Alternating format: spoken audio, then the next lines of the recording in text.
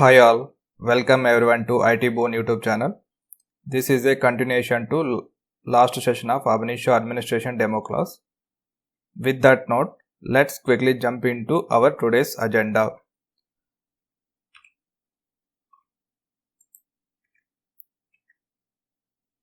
This is our agenda for today's class. I will be explaining each of these topics in detail in the coming slides.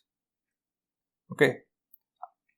I will be talking about each of these topics like application server deployments, database utilities, Ab Initio on cloud, Ab Initio integration with Hadoop, Ab Initio with DevOps, and Linux and Unix fundamentals.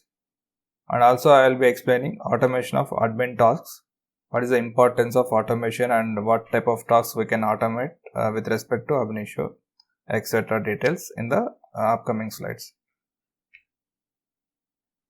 So, application server deployments. So, an application server is a server that hosts the applications. Application servers are system software upon which web applications or desktop applications can be deployed and run. So, application server is a software where we can deploy our web-based applications on top of it and start using it. So, application server acts as a middleware. That's why we call it as a middleware application server as well, where our application will be deployed and it can interact with both the client and the database, backend database, and it will lie in the middle. So that's why we call it as a middleware layer for applications. Okay, there are different types of application servers available in the market, which is led by Oracle WebLogic, and from IBM we have a WebSphere application server. From Apache, which is an open source application server, we have Tomcat. From Red Hat, we have JBoss application server. Even Ab Initio also provides a application server called ABApp, which is a lightweight application server for Ab Initio application deployments. So, though Ab Initio recommends to use the full-fledged application server, as ABApp is a lightweight Ab Initio application server. Okay, these are the some of the examples of best available application servers in the market. There are many other application servers also available nowadays, but these are the market leaders right now in the middleware domain. Okay, so why I mentioned about this topic in this session is, so we have number of tools from Ab Initio, number of tools in the sense web-based tools. So where we will have to work with the middleware teams, or we ourselves has to install the application server and start deploying our Ab Initio web-based applications. For that reason, I am covering this topic as part of this session. Okay, most of the times we end up using Apache Tomcat or ABApp application server. In very rare case, some organizations they use the other application server like WebLogic or IBM WebSphere or JBoss. That purely depends on the organization. Okay. So this is a continuation slide of the application server deployments. As a Ab Initio administrator, we are responsible of below tasks. So in order to deal with the Ab Initio web-based products, we should use at least any one of the application server. So once we decide which type of application server we are using, we have to start gathering the prerequisites. Prerequisites in the sense, so what is the server name, what type of application server it is, where are the JDBC or ODBC jar files available, and which port we will be using, which type of protocol we will be using, like HTTP or HTTPS, and etc. details we will be gathering as a prerequisites. So once we have the prerequisites available, we will start installing the Ab Initio web application by generating the var or AR file by inputting all these details for the installation prompts. Okay, once the var file is ready, or var or AR file is ready to deploy, so we need to start configuring the application server. So what are the prerequisites to configure the application server, and how do we configure it? What are the configuration changes we have to take care while deploying an Ab Initio application on top of a middleware application server? So these settings are more important to control the performance of the Ab Initio web application and make sure it is available for all the users at the same time. So there are different types of settings, and that needs to be taken care by Ab Initio administrators. Okay, suppose most of the times we will be using the SSL certificates for the web-based applications. So how do we configure the SSL certificates for the Ab Initio web applications on top of middleware application servers? And this is also one of the important topic which I will be covering. And network tuning. So suppose you have web server on a different node where all the web applications need to be deployed on that server. So and we have the application server different one where we generate the WAR file and deploy it on the top of web server. In order to work with that application, we need to have certain network ports open on that web server. So suppose for each Ab Initio application we have different ports, right? So all those ports need to be open in firewall and network team has to take care of that task. So we have to coordinate with network team and get that required firewall ports open. And there are other settings like SSH setup. Sometimes we have to have the interactive ports, like a range of ports for in order to work with Ab Initio. So all these tunings need to be taken care by Ab Initio administrators before we make this application live for users. So once all these settings are done, we have to deploy that application. Where to deploy that application? Where are the logs will be captured for Ab Initio? And how do we start and stop the application server? How do we make sure so this start and stop steps are automated in the startup? So all these steps will be managed by Ab Initio administrators. Okay. And cluster deployment. So basically, so we have in middleware we have concept called cluster deployment. So instead of deploying the application on single server and waiting for it to be always up, so we have other concept called cluster deployments, where we can deploy the single application on multiple application servers. So to deploy the cluster, to deploy the Ab Initio applications on cluster environment, we have to take care of certain extra settings or extra steps while installing the Ab Initio software. So those settings and how do we do the cluster deployment and how do we do the load balancing between the clusters, etc. details will be covered as part of this topic. And high availability and load balancer configuration. Yeah, as I said just now. So once we do the cluster deployment, so that will be deployed in one cluster. Suppose if one node goes down, still the application will be running on other node. Whereas in case if that complete environment goes down, how do we make sure that application is up? For that, in that case, we have to deploy the same application on two clusters and configure the load balancer on top of two clusters. Suppose one cluster goes down, the other should come up automatically. So that is called high availability. So how do we configure the high availability for Ab Initio web applications? So that is one more vast topic in middleware that also need to be handled by Ab Initio administrators in case if you are using the open source application servers like Tomcat or ABApp or ABApp application servers. Whereas if you have a middleware team who is supporting your Ab Initio web applications, in that case you need to work with the middleware team and coordinate with network and Unix teams to achieve this high availability concept for Ab Initio applications. Okay. And once the URLs are deployed and once the applications are deployed and URLs are up from the application server, we need to make sure that URLs are always up, and we should have some monitoring setup in order to as a precautionary method so to avoid any downtime or performance issues for the applications. So that is one more additional responsibility of Ab Initio administrators. So where we need to have some scripts or configure some enterprise monitoring to monitor those URLs and alert us well before most users are impacted and take the necessary action based on the alerts. Okay. Moving on to next slide. And database utilities. As we know, Ab Initio is a ETL solution to deal with vast amount of data on various data sources. As a Ab Initio administrator, we will be dealing with different types of databases in our day-to-day work. Okay, so as we already know, Ab Initio is a data platform solution where it has multiple tools available for different purposes in data space. And in order to work with Ab Initio, we need to deal with various types of databases. Depends on application, and depends on client, and depends on various other aspects of organization. So these databases will be decided.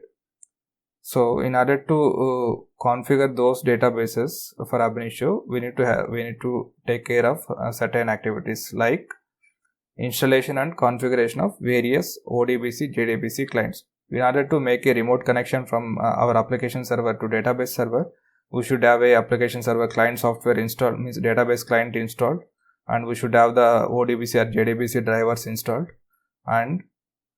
And the second step is creating a DBC files for various databases. DBC file is nothing but database configuration file, where we will be entering all the database connection information and the required parameters in a file, and by using Ab Initio utilities we can create a connection to the target database. So these DBC files will be created by Ab Initio administrators and handed over to the developers, and in case of any issues with these connectivities, we will be helping the users until it gets resolved by coordinating with various teams. Okay, and database creation and configurations. So sometimes we end up working on open source databases like MySQL, PostgreSQL, and maybe other types of databases. So in that case, so Ab Initio administrators itself end up creating creating the database and configuring the database and deploying the applications on top of it. So we should be good at least one or two database creation processes like MySQL and PostgreSQL, and what are the prerequisites to create a database, and how do we configure it, and what are the configuration settings we need to take care after creating a database and installing the database software, etc. So this is the additional responsibility of Ab Initio administrators. So most of the lower environments we will be using the open source databases, but for production environments we go with the official licensed version of databases like Oracle, RDB2, Teradata, any other kind of database for the production environments. But in lower environments we deal with PostgreSQL or MySQL, where the risk is very minimal. Okay, and we are also responsible of database backups, frequent database backups, and in case if the database is failed or corrupted or deleted by mistake or some other issue, so we should have a backups to restore from a backup to the original database. So that is also one of the tasks of Ab Initio administrators. And so since we will be keep adding new data is keep adding into the database, we also should be monitoring the database growth and clean up the unnecessary data from the databases. Like for control center, there will be a huge data will be getting created, right? So we should have a purging mechanism where we can clean up the unnecessary data, and also we can set up the configuration to clean up the old data based on the month's date. Okay, and if any database connectivity issues. So suppose we will be seeing various kinds of database connectivity issues in our day-to-day life, where user community will be reporting to admin team that I am facing this issue and this is error code, so on. So based on that error code, we have to debug the issue and resolve it. And if it's not in our responsible criteria, then we need to engage the appropriate teams and get that issue resolved. Okay, this is all about the database utilities. Moving on to next slide. Ab Initio on cloud. So Ab Initio applications are designed for a distributed environment, so they are inherently cloud friendly. So Ab Initio itself, it is designed for a distributed environment and for parallel processing. So by default, Ab Initio is a cloud friendly. The key Ab Initio features that are available when applications run on premises, such as productivity, performance, scalability, maintainability, and recoverability are also available in the cloud. The same features which are available on premises, the same features are also available on the cloud as well. There is no difference at all. Okay. Ab initio applications can also be deployed in cloud and take the advantage of cloud features. So it is as simple as how we deploy the ab initio applications on our local on-premises clusters or data center servers. Similar way, we can deploy ab initio applications on cloud as well. There may be some minor configuration changes required in order to connect to the cloud and work with the ab initio. Apart from that, remaining everything is same. Okay. Irrespective of ab initio development on premises or in the cloud, we can take the advantage of cloud storage like AWS S3 and Snowflake DWH concepts and any other cloud facilities available in the market which organizations decide to use it. We can take those advantages and integrate ab initio with the cloud solutions. Okay, the next point is migration from on-premises to cloud is straightforward for ab initio applications. Yeah, as I said in the previous point, it's a straightforward migration. There are no complications involved as inherently ab initio is designed for cloud friendly. Okay, ab initio supports most of the cloud functionalities. Below are some of them. So mostly why we use cloud, because the cheaper services and on-demand solutions available readily in the cloud, and time basis. The pay is on time basis instead of bearing the expensive hardware, etc. So we can go with the ready-made solution and use it as you want and discard it, and the billing will stop from there. So to take the advantage of cloud solution, ab initio provides below functionalities such as cloud storage. We can take the advantage of S3 or any other cheaper storage available on the cloud, and containerization and scalability with Kubernetes. So suppose we have a dynamic environment where the performance of the means we need to scale up our cluster capacity up to some nodes during the peak seasons and scale down when the peak season gets over. To achieve this functionality, we can containerize the entire environment and runtime itself and configure it in a Kubernetes, so that we can, whenever load is high on the cluster, so the cluster will automatically scale up, and when the load is low, the cluster will automatically scale down. So that will so instead of we buy the entire hardware for this dynamic environment, we can go with this concept and reduce the budget or the expenses on the environment. So this is one more key area where we can focus on the cloud with ab initio. And cloud DevOps and configuration management. Okay, with the cloud environment migration of ab initio, we can also take the advantage of DevOps, like automation of creating servers, deploying applications, deployment of code, etc. With cloud, we can also manage with ab initio and cloud migration. Okay, and configuration management tools like I said, the configuration management in the self. We can have the servers automatically create spin up the servers automatically with the infrastructure as a code concept, and there are a number of tools available right now readily in the market, so we can take the advantage of those topics. Okay, that's all about ab initio and cloud I wanted. Yeah, moving on to next slide. Ab initio integration with Hadoop. So Hadoop is used for storing and processing big data. So as we all know, Hadoop is a distributed framework where we use it for storing and processing the big data. That means huge data we will be managing with Hadoop storage and processing.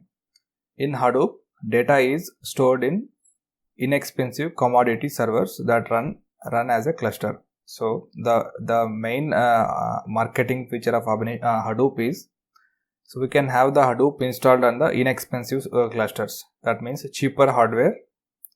On top of cheaper hardware, we can build the Hadoop clusters that will reduce a tremendous amount of server costs. So that is the main marketing feature of Hadoop. So that point I wanted to highlight here. It is a distributed file system, allows concurrent processing and fault tolerance. So Hadoop as a distributed file system is distributed file system. It is nothing but HDFS, Hadoop distributed file system. The file system which is shared across the cluster. Suppose if you want to store one file, it will be stored on 3 or 4 servers based on our replication mechanism.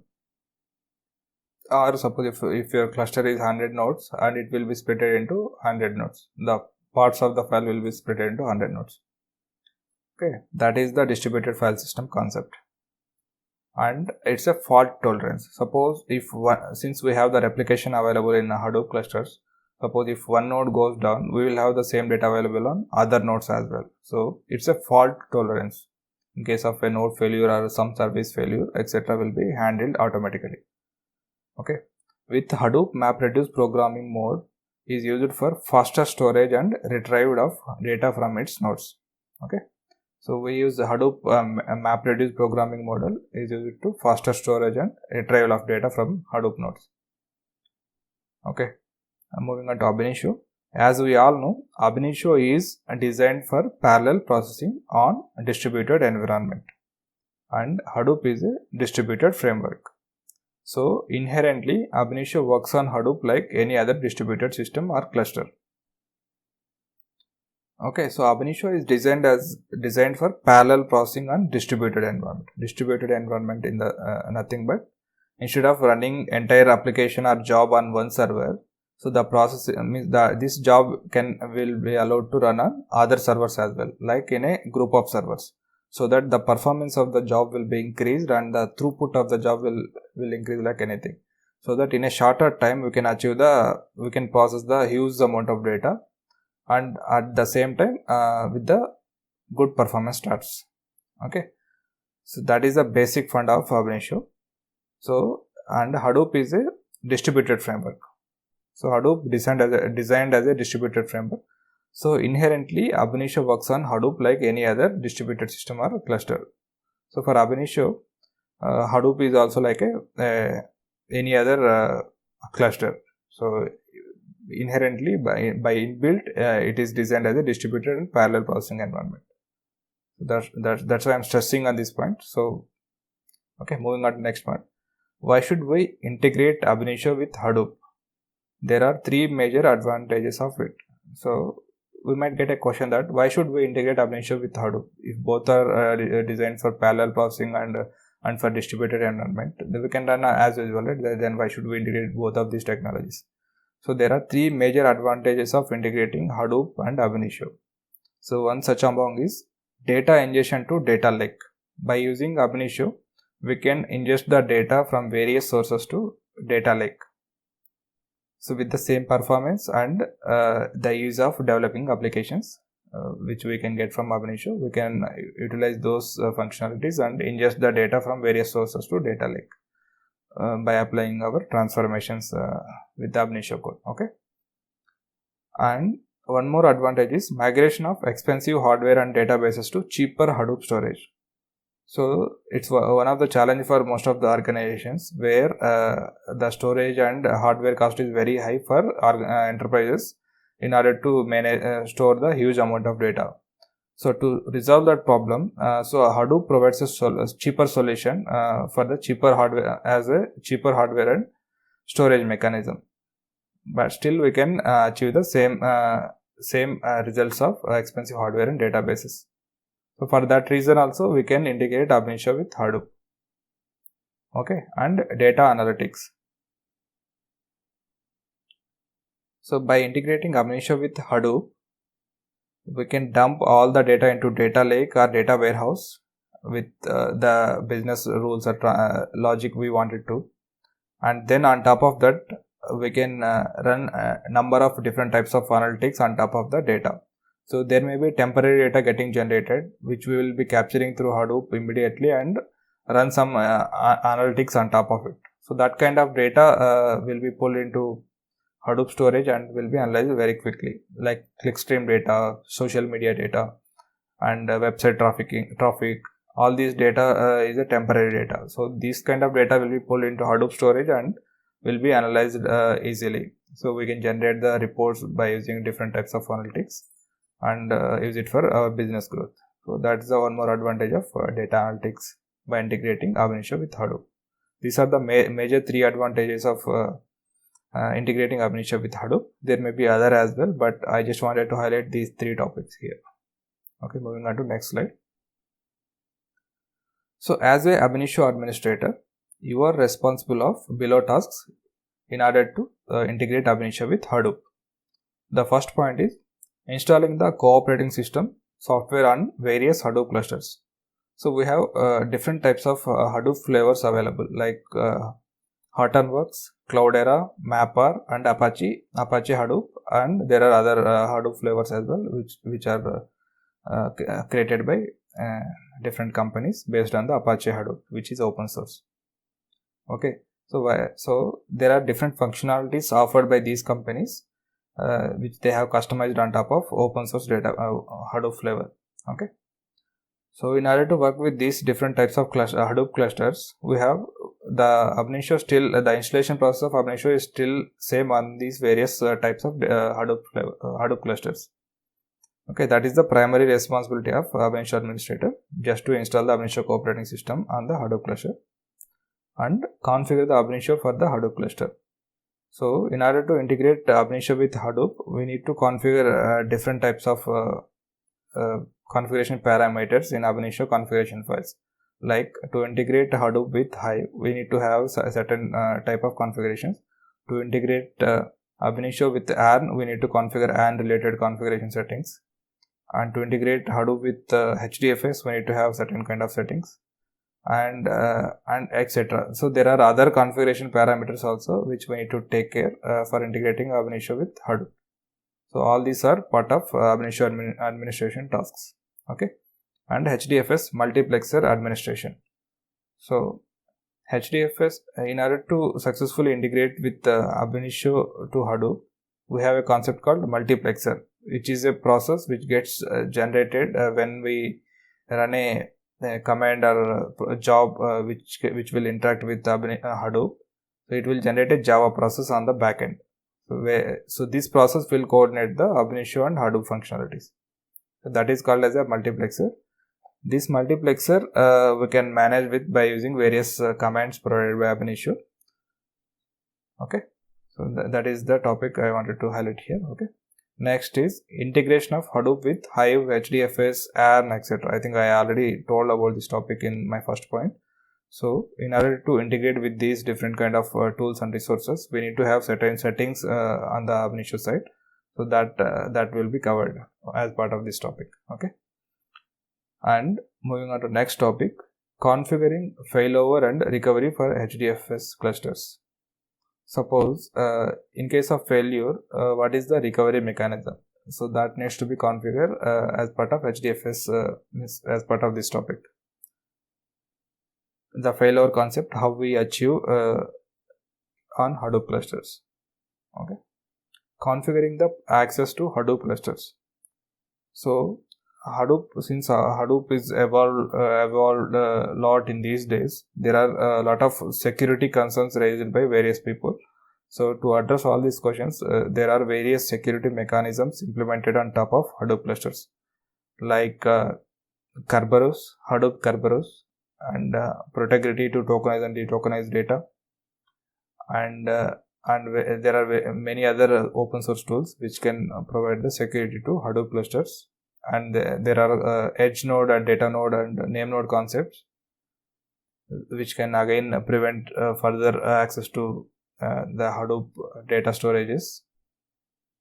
All this as administrator we should be aware, and in order to work with these various different kind of security mechanisms implemented on Hadoop, so as an administrator we will be taking care of certain configurations in order to allow the users to access the Hadoop environment from Ab Initio clusters. That is through edge nodes. Edge nodes in the self, the gateway of the server to Hadoop cluster. So that we call it as Ab Initio means Hadoop edge node, where all the client softwares will be installed. Okay, so all these topics will be explained in a deeper way, so that everyone can understand easily. And regular support activities. In a day-to-day life, we will be seeing a number of, once we done with the implementation, there will be some issues will be reported by users. So all these variety of issues will be supported, and how do we support, and what type of issues can arise, and what is the solution for it. So all this will be explained clearly with examples. Moving on to next slide. Ab initio with DevOps. So as we all know, ab initio means DevOps is a buzzword these days, where every organization is trying to adopt to this methodology. Okay, so the official definition is DevOps is the practice of operations and development engineers participating together in the entire service lifecycle from the design through the development and deployment. Okay, so it's a practice or methodology where developers and operation engineers will be participating together in the product lifecycle development from design through the development and deployment and production support. This entire cycle is called as a DevOps. Development plus operations combined together is called a DevOps. Okay. So with agile growth and agile booming these days, where all the organizations trying to adopt to agile methodology, and with that agile development growth and adoption, so the DevOps also is getting adopted by more and more organizations these days to foster their development and revisit the legacy development model of any software or product. Okay, Agile is nothing but Agile development is an umbrella term for several iterative and incremental software development methodologies. So Agile is came into picture to avoid the issues where we have in the legacy development model, like waterfall model, or there are other models followed by developers for the development of any product. So to overcome that, Agile provides a feature called iterative and incremental software development methodologies. It's just a methodology; it's not any product or something. Just a methodology where the development teams will be driven through these methodologies by a Scrum or Kanban master. The most popular Agile methodologies include Scrum and Kanban. So most of you already started using and following this methodology, and you will be having a regular stand-ups on the work which was done today by each of the user will be joining in a stand-up or Scrum call, and they will be explaining what are the tasks they have done, what are the challenges, what needs to be done next, etc. So these will be managed by Scrum Master. We call him as a Scrum Master. Earlier he was a project manager. Now the role has been changed to Scrum Master. Similarly, for operations and admin teams, we follow the Kanban method, where each task will be created in a Agile tool. Like these days we use mostly Jira or some other tools which are Rally. We can use Jira. We can use these tools will be used to track all these tasks from each of the users and Scrum teams. So these are two concepts most popular these days. So with modern Agile development has been moving toward a set of processes and principles referred to as DevOps. So DevOps is an approach aimed at combining software development with software operations. It's an approach by combining software development and operations, thereby creating a continuous development and life cycle. So earlier days, the software development works like once the development is done, the entire product will go to QA. If any issues, then again it will go back to development, and it will take again some time to fix that, and again move to QA. Again, it's back and forth the process. Then finally, once the product is completely tested in dev and QA, then it will go to production. So whereas with Agile development approach, the product will be incrementally released in production. So the changes and features will be keep adding to the product which was deployed already in the production. So we need a lot of coordination required between dev and operation teams in this case. Earlier build and release teams handle this task. Now it's operations team and development teams, they come together and develop a product and deploy continuously into production. Okay, in this way the software in production feeds the development of new features. So once we deploy the first version of product in production, then we come to know what are the additional features we need on the further release. So that will act as an input to the development team, and based on that they start developing the product and releasing the next cycle. and also it helps in identifying new sets of acceptance criteria. Okay, so it set a target that what is the next accepted criteria. So means what are the features we need in the further in the next release. It will set that criteria so that it will be clear for everyone, including the owner of the application to the end user. It drives the performance improvements and so on.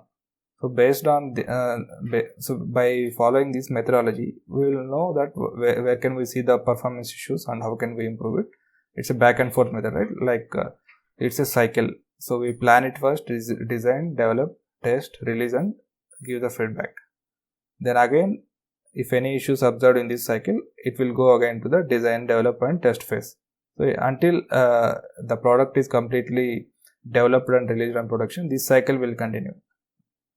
So that is why this methodology is more popular nowadays and adopted by many organizations, and they completely become the Agile based organizations for their product development. So this is the continuation slide of Ab Initio with DevOps. So Ab Initio has the products and processes to support every activity in the DevOps lifecycle. So Ab Initio has the process and products to support a DevOps lifecycle. As you develop applications with Ab Initio, you can build automated CI/CD pipelines to move the code or applications through the stages of the DevOps lifecycle. Like the stages is nothing but like from dev to QA or UAT to production and DR environments. So these are the various environments. We call it as a stages in DevOps terms. So by using DevOps methodologies, we can build up CI/CD pipelines to move the code from one environment to other environment, etc. Okay. As a Ab Initio administrator, we are responsible of and we should know how to configure continuous integration and deployments with DevOps tools for Ab Initio. Okay, so as an administrator, we should know how to configure continuous integration and deployments with DevOps tools for Ab Initio. Or if we are not sure, then we need to work with the DevOps team, which is there for organization. Then we should coordinate with them and get that pipelines or continuous integration deployments configured by them. Okay. So as part of DevOps implementation for Ab Initio, we should have the pipelines created for continuous integration and deployment. So just not only limiting to that, so we can also do the testing where we can automate non-functional test, unit test, and system test and capture the results. So as Ab Initio provides Ab Initio testing framework, by using testing framework, we can also automate these type of tests like non-functional test, unit test, and system test, and capture the results in one place for monitoring purpose and share it with the leadership teams. Okay, and production. With respect to production, where you can schedule and monitor jobs, collect runtime statistics, performance monitoring, etc. So I think by all these details will be achieved easily in the production environment with DevOps implementation on top of Ab Initio. And containerization. So containerization is nothing but which you can use to automate the construction of the runtime environment itself. So containers are nothing but the combination of the required things to run any function or application.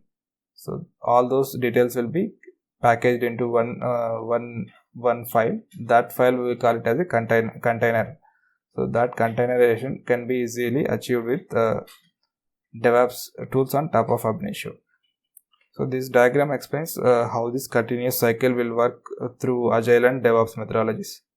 So where once the plan is done, it will go to design, then from design to development to test to deploy to production, etc. Again, if any issues, it will go back to build environment. So this is a continuous cycle of DevOps and Agile methodology. Okay, moving on to next slide. Linux and Unix fundamentals. So as an administrator, we should have certain skills in order to work with Ab Initio. So like Unix and Linux basics.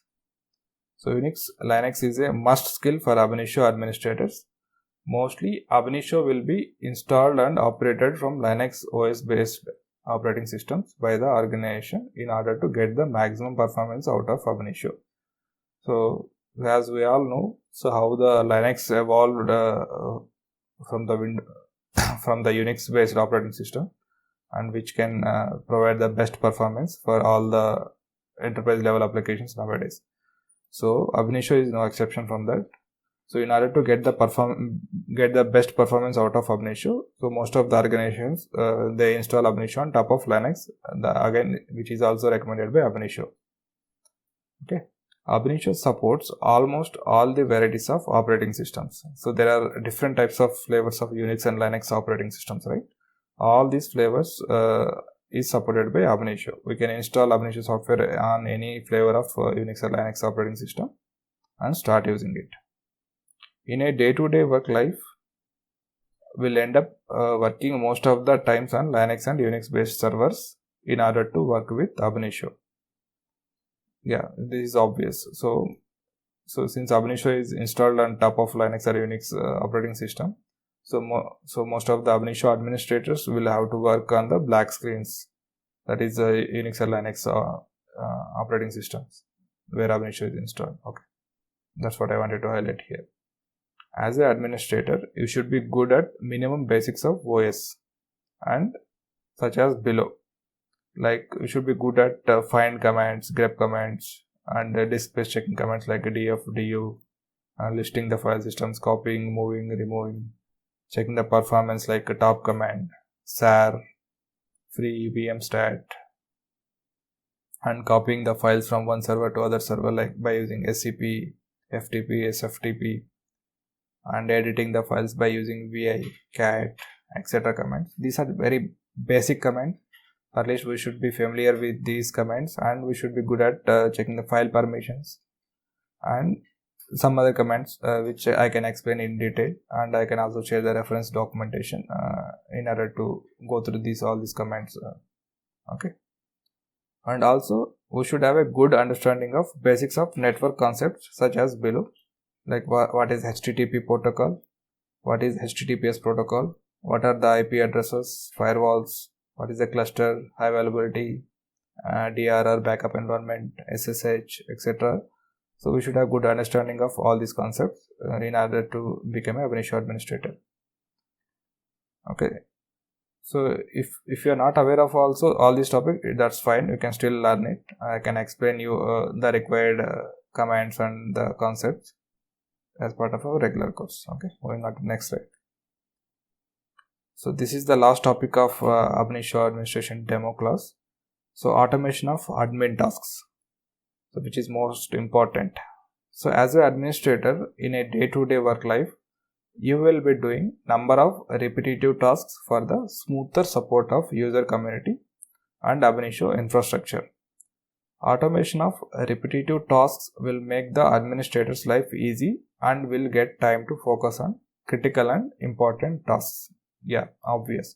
So if you can automate the regular tasks and schedule them to run themselves automatically, so that will make your life easy. So you don't need to worry about the task because it is automated. It will take care of itself automatically.